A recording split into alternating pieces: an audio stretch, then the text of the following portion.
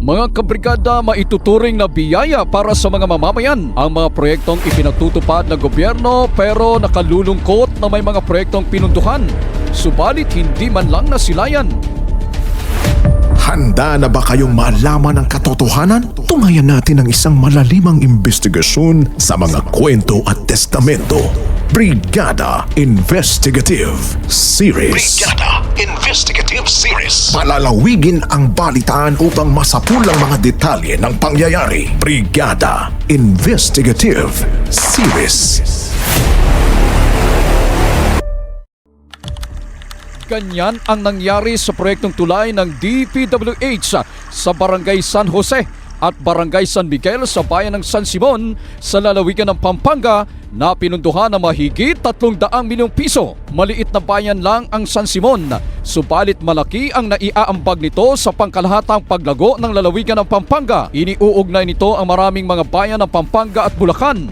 Sa San Fernando na kabisera naman ng Pampanga at sentro ng regional government. Ang tulay kasi ng San Miguel ang magdudugtong sa mga barangay na napagitnaan ng malawak at malalim na Pampanga River. Binaklas ang tulay dahil papalitan naman daw ito na mas matibay, mas malaki at mas mahal na struktura. Kaya laking tuwa ng mga residente ng inanunsyo ng DPWH na magkakaroon na ng multi-million peso na proyektong kung tatawagin ay San Miguel Bridge Project 1 sa bayan ng San Simon patungong Baliwag, Bulacan.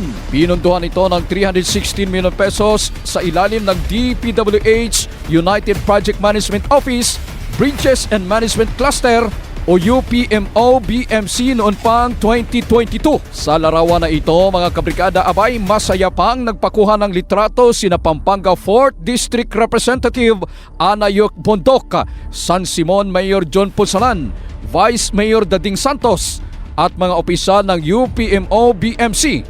Iginawad sa kontraktor na GH Pahara Construction Corporation at Edmarie Construction and Trading ang implementasyon ng proyekto. Kung gaano kaingay ang pag-anunsyo ng malaking proyektong ito, ganoon naman katahimik at kawalang imik ang mga opisyal at ahensya ng gobyerno ngayong nagkaproblema na. Makalipas kasi mga kabrigad ang mahigit 2 taon simula ng pasinayaan ng proyekto, abay wala pa tayong nakikitang tulay. Ibig bang sabihin nito nawawala ang tulay na nilaan ng milyong-milyong pisong halaga? Mga kabrigada, galing tayo ng Barangay San Jose.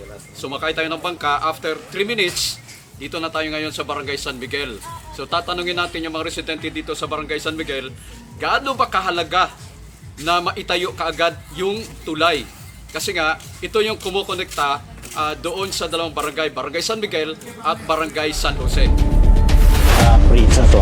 Very important ito. Hindi lang sa taga San Simon, but even sa mga nearby provinces katulad ng Bulacan.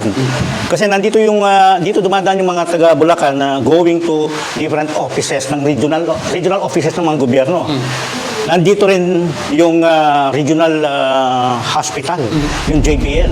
Dahil sa pagkaantala ng proyekto, maraming hanap buhay at buhay ang apektado. May residenteng nalunod at namatay sa ilog. May mga pasyenteng nalagutan ng hininga bago pa dumating sa ospital dahil sa malayong daanan. May mga natapilok at napilayan habang sumasakay sa bangka at may mga residente na naaksidente sa pagdaan sa madulas na alternatibong ruta. Ako, kitang-kita nyo kanina si Lola. Medyo may kahirapan yung pagbaba at saka yung pag-akyat galing dito sa bangka. So, yun ang dahilan na may ilang mga residente na nahulog, napilayan, nadisgrasya dahil nga dito sa pagsasakay sa bangka. Pagkatuntong ko doon sa sandbag, dumulas yung paa ko na dito, nagkaroon ng crack dito sa sa tuhod. Mga kabrigada, ang mga proyektong tulad ng tulay ay malaking ginhawa sana para sa mga mamamayan. Pabibilisin nito ang kanilang pagkilos at pinapagaan ang kanilang mga trabaho. Dahil sa aberyang nangyari sa proyekto, pasakit at dusa ang dinaranas ngayon ng mga residente.